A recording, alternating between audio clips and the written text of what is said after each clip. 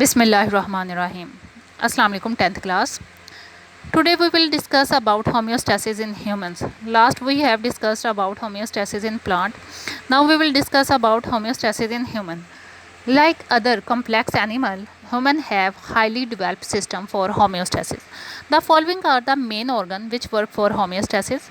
Lungs remove excess carbon dioxide and keep it in balance, which we have learned in first chapter, in which we have learned about that what is the functioning of lungs and how inhalation and exhalation occur, and to maintain the balance of carbon dioxide and oxygen in the body.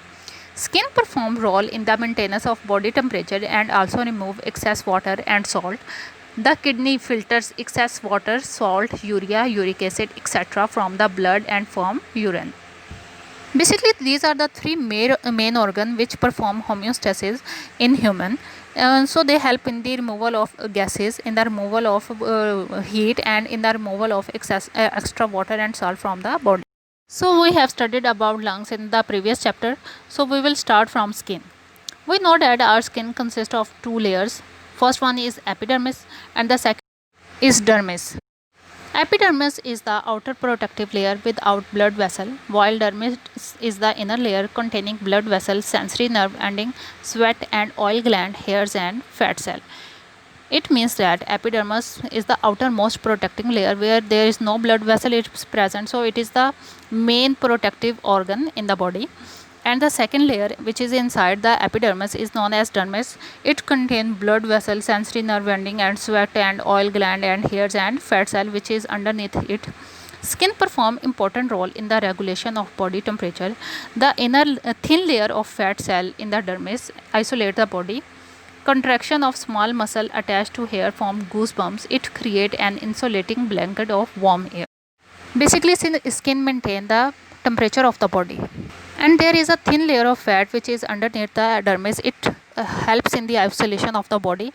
And there is a small muscle which contract and create a goosebump in the hairs. You can see in the winter the hair on your body is in like goosebump condition, so hair trap in it and it isolate the body cold and maintain the temperature of body. Similarly, skin helps in providing cooling effect when sweating is produced by sweat gland and excess body heat escapes through evaporation. Metabolic waste such as excess water, salt, urea and uric acid also removed in sweat.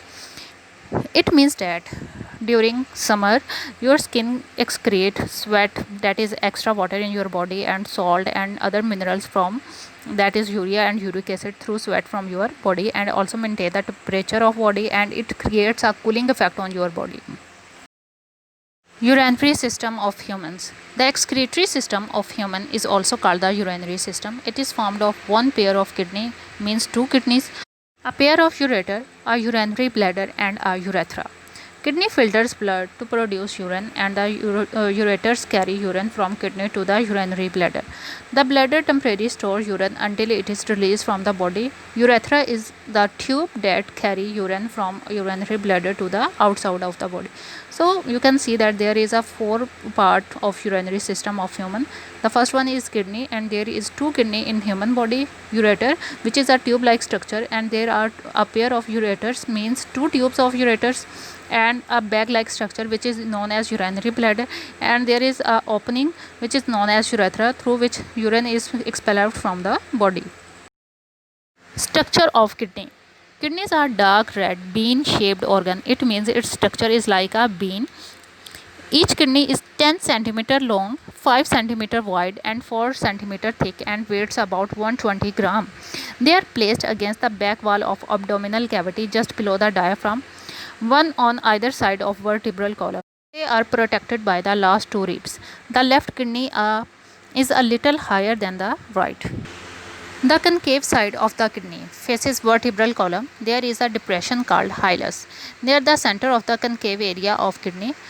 This is the area of kidney through which urethra leaves kidney, and other structure including blood vessel, lymphatic vessel and nerves enter and leave kidney. It means that the side of the kidney which are facing toward the vertebral column is the area from which blood vessel and other structure entering and leaving the kidney. And here is a depression like structure. Depression means the inverted area which is known as hilus, and urine collected here, and urethra collect this urine and take it toward the urinary bladder. The longitudinal section of the kidney shows two regions. Renal cortex is the outer part of the kidney and it is the dark red in color, and renal medulla is the inner part of the kidney and it is pale red in color. Renal medulla consists of several cone-shaped area called renal pyramids. Renal pyramids project into a funnel-shaped cavity called the renal pelvis, which is the base of ureter. Longitudinal section study of kidney shows renal cortex, renal medulla, pyramids, and renal pelvis. The functional unit of kidney is called nephron. There are over 1 million nephron in each kidney. Because they are very small in size, that's why they are very large in number. There are two parts of nephron, renal corpuscle and renal tubule. Renal corpuscle is not tubular and has two parts, glomerulus and Bowman's capsule. Basically, glomerulus is a network of capillaries, while Bowman's capsule is a cup-shaped structure that encloses glomerulus. So this is the area where filtration occurs in kidney. The capillaries of the glomerulus arises from the afferent arterioles and join to form efferent arterioles. Afferent means arterioles which are coming into the kidney, and efferent means the arterioles which are moving out from the kidney. The renal tubule is the part of the nephron which start after Bowman's capsule. Its first portion is called proximal convoluted tubule. Next portion is U-shaped and is called the loop of Henle. The last portion of renal tubule is called distal convoluted tubule. The distal convoluted tubule of many nephron open in a single collecting duct. Many collecting ducts join together to form several hundred papillary ducts which drain into the renal pelvis, and pelvis is the area where urine is collected and taken by ureters into the urinary bladder. So this is all about today's lecture. Student, you have to draw the structure of the kidney and you have to write the main point. It means you have to write the full paragraph of structure of kidney, and you have to draw the diagram of nephron also with proper labeling. If you find any difficulty, you can ask me. Okay, thank you.